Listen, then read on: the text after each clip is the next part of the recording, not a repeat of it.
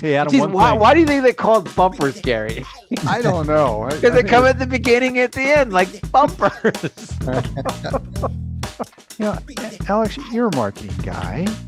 Do you like that design behind Paul? Does that logo thing look pretty cool to you? Hey, I forgot to hit the record button. Yeah, that's really professional, isn't it? Well, this is a professional podcast. I met her in a parking lot and was handed 2 little Yorkies. And the only person I knew that knew Yorkies was Paul. So I called Paul and said, Paul. Sweet Talk is a weekly 20-minute podcast brought to you by the Continuing Education and Workforce Training Division of Idaho State University's College of Technology. Find us on Apple Podcast, Spotify, and SoundCloud, and subscribe today. Now it's time to get started with Sweet Talk.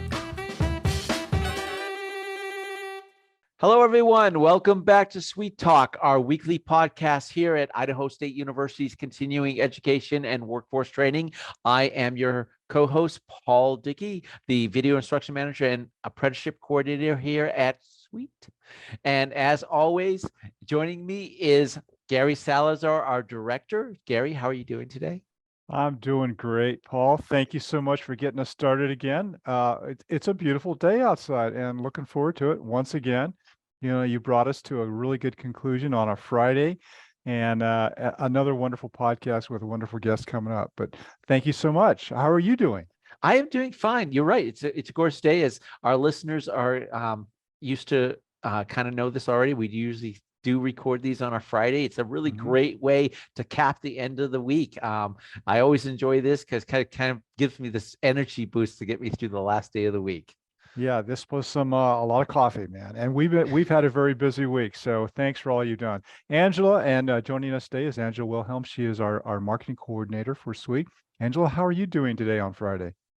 I'm doing really well. The sun is shining. There's no snow. There's no rain. I'm doing very, very well because of all of the pre-mentioned weather-related items. Everybody's happy. You know, things are looking really good. Paul and I came back from Grace, and they still had snow out there, but it is melting. And and we're glad that it is, because it sets us up for a wonderful spring coming up. And thank you for joining us, Miss Jessica Kowallis. Jessica is the owner, manager, entrepreneur, and chief bottle washer for Deep Kneads Massage, her own company here in Pocatello. Welcome, Jessica. We're glad to have you on Sweet Talk. How are you today? I'm good. Thank you guys for having me. This is super fun, and I'm super honored to be here. It is super fun. That is cool. Hey, we've had Jessica over in a couple of events here at Idaho State University. Most recently, she was at the Emergency Medicine Conference with some of her team, helping give out some massages to the participants and the speakers. That was really great. Thank you for doing that, Jessica. Today, though, we want to talk about her because she's a very busy entrepreneur in our community here in Port Neff Valley. And she owns this fantastic massage called Deep Kneads, doing wonderful things. Jessica, we'd like to get started by asking you to talk a little bit about yourself and your background, and then how you got into ownership. Oh, okay. Yeah. So I've always wanted to be a massage therapist. Actually started researching when I was in middle school, careers, because we were given, middle school, I know. But we had an assignment that we had to figure out what we wanted to do 5, 10, 15, 30 years after we were done with our high school. And so I took it very seriously as a middle schooler. I don't know if I was 7th or 8th grade, but we were learning and memorizing bones and muscles, and I loved it. Oh. I had no idea I loved memorizing bones and muscles. And so I thought, okay, well, what could I do in that career field with muscles and bones? And so I looked at all kinds of health related stuff. Nursing was cool, but the thought of having people's life in my hands, no, thank you. So, and I thought, well, cool. My mom has headaches. How could I help her? Massage is actually a really cool thing to do. And so from middle school through high school through college, all of my English papers, my speech papers that I got to choose the topic, I chose massage therapy. So that I was researching and interviewing and really figuring out if that was what I wanted to do. And it was incredible. I mean, where I lived when I was a kid, I had 2 massage therapists living on my right and 2 physical therapists on my left that I got to talk to and interview, because PTA and PT were kind of also in my realm of like, that sounds awesome. So yeah, and I actually knew one of the professors here at ISU for the massage program. I got to interview her. And then, yeah, I just fell in love with massage, took the program and worked with chiropractors and PTs. And, I'd always wanted to be on my own, like doing massage, but I was terrified when I got out of school. I was 19. I was really terrified. Like, what does it take to do a business? What things do you need? Do I need extra permits? I don't know. So I did tons of research in that early part of my massage therapy career to figure out what I needed. And I used resources like the Small Business Development Center and a bunch of other things to help me get started and to research, okay, what do I need? And I finally, a couple years ago, I think it was 2018, struck out business on my own. And I hit so at that time, I had a 5-year plan as a massage therapist of what I wanted to accomplish. And I reached my 5-year goal in 2 years on my own. So it was really cool. I couldn't take any more clients. And then I kind of got a little bored. So I was like, what cool things could we do to help the community? Like, I can only do so much. I'm only specialized in so much. How could I bring more awareness to massage and to other modalities? And so I thought, let's try building a team that specializes in different unique things. So like lymphatic massage or cancer massage or infant massage, like trying to bring that to a local place where everybody could just come and partake in all the different things that massage can offer. So that's a synopsis. Well, that's how you got into it. That's amazing. And obviously, you know, you're very, very driven, being able to start that young and then think of all those things and get a business going like that. I mean, that's incredible. Can you tell us now you have your own massage office and front. Where is that and what is there inside your building? Yeah, so we're located at 418 South 4th, just across the street from Albertsons. You know, you got the Chinese place kind of next door around us. Yeah. When you walk in, we've got a beautiful reception area, and we have 4 individual treatment rooms, and we have a couples massage room. And we use that couples massage room to do a couple of things. We'll do trainings in there for each other. We'll learn from each other. And we also will have other community events where we highlight aspects of massage or aspects that help in helping build our health. So, yeah. So community events and things that are like, these are awareness events to help people learn about massage. Is that what they are? A little bit. So some of the ones we did Things Are Looking Up. And that was one of my fellow physical therapists who comes and does dry needling. And he talked about the benefits of dry needling and what he can do preventatively to reduce the amount of injury for athletes or people in the workforce. Mm-hmm. Yeah. See, yep. You're going to need it. What is dry needling? Yeah. Dry needling is so cool. I'm still learning a lot about it. So they use the exact same needles as acupuncture, but it's a different approach. So acupuncture is more about the energy and flow of chi, and dry needling is much more focused on the fascia and the scar tissue and breaking up those things. So they'll put it right in those areas that are not hydrated. And so they'll put little needles in there, and it's an incredible modality. So I'm really excited about it. I've had a lot of people have success. We had this one client that had like this pain nerve thing for 2 years in this like neck shoulder area. He had one dry needling session and was gone. He hadn't had any pain or like nervy, like ending stuff.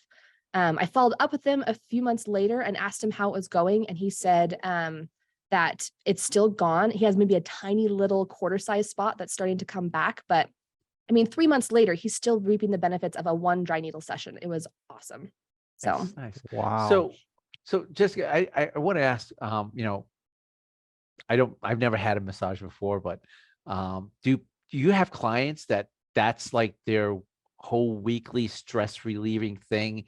In lieu of maybe therapy, they come and they have a massage. yeah, a lot of people use it as that. A lot of people use it to relieve stress. It's their self, care time. We've had people come either once a week or once every 2 weeks. Most people though come at least once a month to take care of, relieving some stress, moving some stuff around and taking care of themselves. So. And that's a big thing. I mean, when I guess what I'm asking is, when is the line where it's to relieve a pain problem, or is just to relieve stress, and are they connected? That's a very good question. I would like to say that they're pretty interconnected. One of the focuses of our clinic, though, is that we do like working with people who have injuries or we want to help prevent injuries. So we have a couple of ISU athletes that will come to get massages before their meets so that they're loose and ready and they can prevent that injury. Yeah, they're very interconnected because stress can cause injury, right? We constantly hold tension and that can cause injury. It can cause shoulders to start to go out and start to wear down. And so it's definitely very interconnected. We might be treating tension, but it's going to, in the long run, help prevent injury, or if you have injury, prevent further injury in that area. So another question is, say someone has gone through physical therapy, but their physical therapy portion might be winding down or coming to an end. So they sometimes recommend, hey, you should go for regular massages moving forward after therapy? Is that something that's happened sometimes? It depends on the physical therapist and their philosophies, but yes, I highly encourage it, because after your PT, you're still going to have recovery time, and you're still going to be sore and it's still going to get tight. So doing the homework your PT gave you and getting regular massages definitely help in the long run. And even during your physical therapy, getting regular massages can help, because oftentimes the physical therapist only has enough time to say, focus on your right shoulder that had shoulder surgery, right?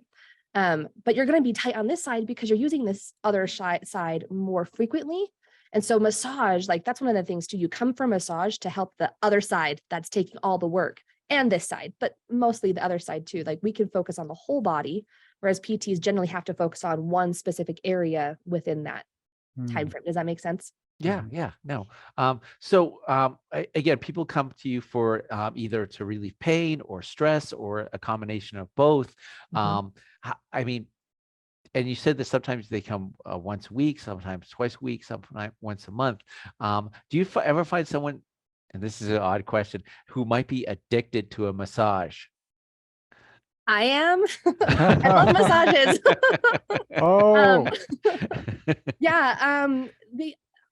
I've met quite a few who just love them. I had a client once that actually he came twice a week, every single week, because it was his thing. He loved getting out, and that was his event of the day.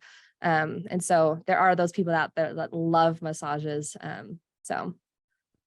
So I have a question, and this might sound a bit odd. I had a family member at one time who was dealing with some medical conditions that her doctor thought was slightly due to depression or slight depression. And he recommended massage for her for human touch. Can you talk a little bit about that?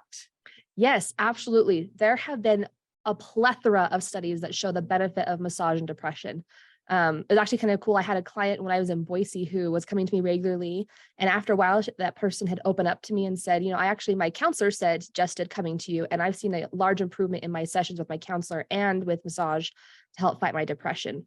There's that study with the monkeys, right? Where they had the monkeys without a mom and the monkeys with the stuffed mom, and the ones with the stuffed mom did better. That's the same thing with us humans. We need physical touch. And so massage is a great way to get healthy, non-invasive, healthy touch to fight depression and to fight loneliness. So is that connection? It creates that connection. Creates that connection. Yep. Yeah. I want to ask you too, because you and I had a conversation some time ago when we first met, and it just impressed the heck out of me. There are so many areas for massage, and you mentioned at one time, like infants, there's massage for little babies, there's massage for elderly. Can you kind of, what kinds of massage can roll off the top of your tongue right now? And when you say massage, the world of massage. I just know if I was to go into a place, somebody be rubbing my neck or shoulders, or a chair massage. But there's so many more types of massage out there. You mentioned that dry needle massage. What other kinds of massage are there in your world? Yeah.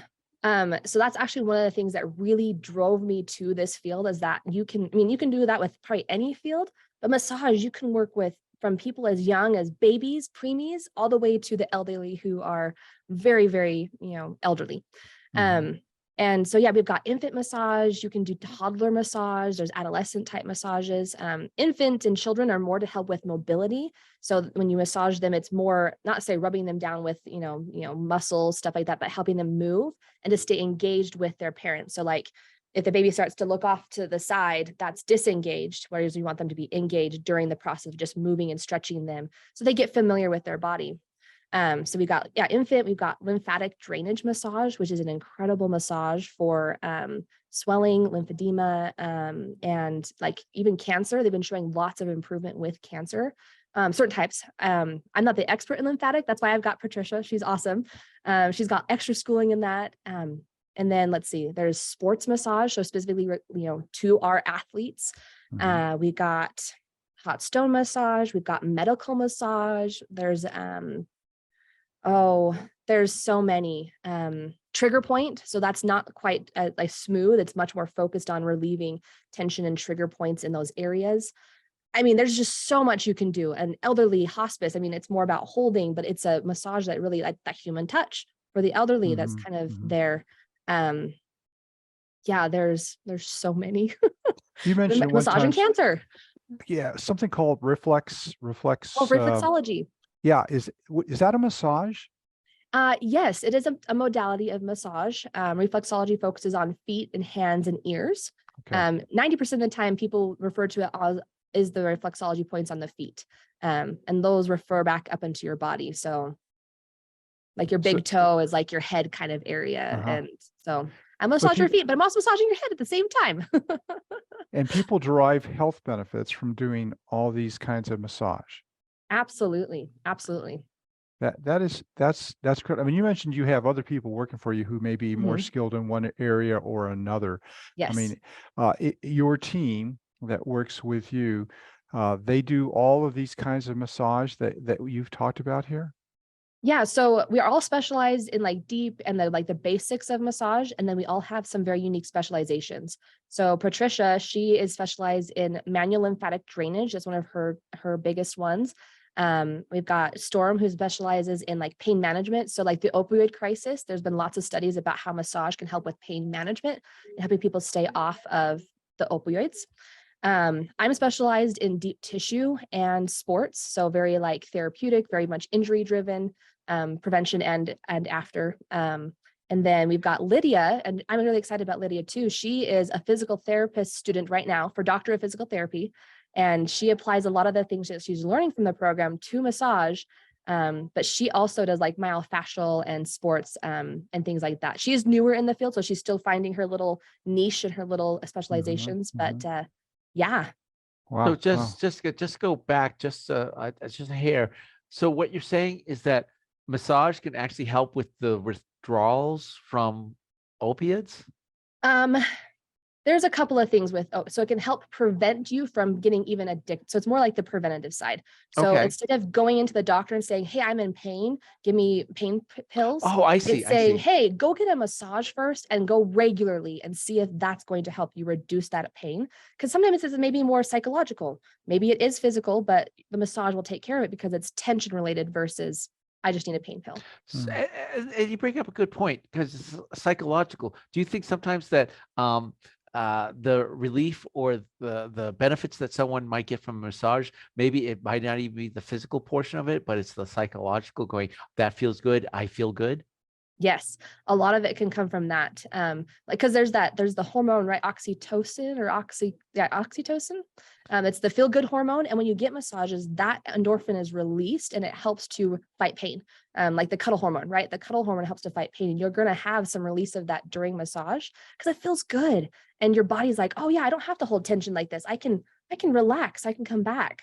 So just one last question, because I know I heard that timer, Gary. I heard that timer. The timer went off? No. That's okay. We still got a little time. All right. So this, have you ever had someone fall asleep while you're Absolutely. And if you do, what do you do about that? you just keep massaging and you just take it as a compliment. It's like one of the best compliments you can get is that they've fallen asleep. It's really, really fun when people snore and then they wake themselves up. They're like, oh, so sorry. Like, no. It's fine. Keep going. You're good. Music to my ears. Well, that's cool. Hey, you went through this identification of a career and industry, something you wanted to do early on. What characteristics in your mind make good massage therapists? Oh, there's so many.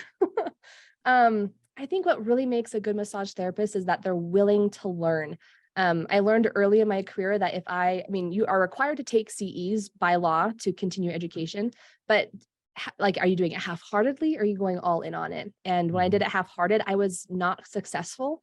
So when I was willing to learn from others and actually do some more learning, I improved. Like, I could tell you exactly when I took some classes and how it affected my business. Like, I had more clientele, like it was the coolest thing, as well as being open to change. I mean, we have to all change. Our muscles have to change, or, that willingness to learn. Even since my schooling, when I was here at school 10 years ago, the research they've done with cancer and massage has exponentially improved. When I was in school, it was like, you hardly touch anybody with cancer. Now it's like, yeah, actually, there's just some things that are really beneficial. And so if you're not learning, you're not improving. And that's a huge thing. And dedication. It's a lot of hard work. I mean, you got to kind of work out a little bit. So Yeah. The cancer massage, is it there to help alleviate some of the symptoms from chemotherapy? What is it actually for to help with a cancer patient? Yeah, I think there are a lot of benefits for the cancer patients because one, they're getting that healing touch, right? They are getting that connection, which helps to produce those, pain relieving hormones, as well as, and again, I'm not the expert in this. My gal Patricia, she has specialized in lymphatic, and she was telling me how important lymphatic drainage massage is for cancer patients. I was like, wait, we were told we could never do that. She said, no, research is showing that it's beneficial because lymphatic drainage massage helps to improve your immune system, which is very low when you're in cancer. And so it helps to help that kind of go along. So there's lots of cool studies that are happening with the benefits. And I don't know all of them, but those are just some of the ones that I've been learning about recently. Okay. So you say immune system. So now I've got this pops in my head. What did you do during COVID? Yeah. So during COVID, we did all the normal procedures, and we always have sanitized like before COVID and things like that. But during COVID, we used a lot of essential oils. We did try to do some lymphatic drainage in our own, because I am very basic strain, so it's very little stuff. And so, yeah, we would use that to help people fight off things. And when people would get the shots too, a week after, we could help try to move that stuff through their system so it wasn't stuck in the arm, because that's painful. Right. Even when you get a flu shot, I had people when we did flu shots, I would work on that arm to try and move that stuff from staying in the arm and causing soreness. So very cool. Very cool. Hey, if you didn't hear it, Paul, the timer did go off. So we're at the end. Before we go, though, we always want to make sure that we offer an opportunity for our guests to talk about how, if somebody wanted to reach out to you, in this case, if somebody wanted to reach out to Jessica or Deep Knead Massage and learn more or had questions, Jessica, what would be the best way for them to get in touch with you or your team? Yeah, so the best way would be to either go to our website, which is deepneadsmassage.com, or give our office phone, which is cell phone, either a text or a call. And that office number is 208-705-6025. So yeah, Cool. Give us a shout out, email us, text us, call us, all of it. Awesome. Excellent. Yeah. Hey, thank you for joining us, Jessica. We're at the end of our podcast. This has been so fascinating. There's so many more things to learn. And thank you for being a guest with us and talking about Deep Knead Massage and learning a little bit about you and your background. For those of you who've listened to this, we have another fantastic entrepreneur in our community. And this is Jessica from Deep Knead Massage, who's been talking about what she has learned. And you can tell by the conversation, it's been pretty energetic. She's very engaging and has a lot of great clients out there. So, take a peek, learn a little bit more about massage and see if that won't help you out as well. Angela and Paul, thank you. We're at the end again. We need to need to wrap this one up. This has been fantastic. All right. Well, thank you, Jessica, for joining us today. Angie, thank you so much as always. And Gary, I can't do this without you, man. If you want to get a hold of us, you can visit our website to see what offerings we have at cetrain.isu.edu. You can give us an email at cetrain@isu.edu, or give us a call at 208-282-3372. And if you like this podcast, please subscribe, share, like, you know the drill. Thank you so much, everyone, and you be safe out there. Bye all.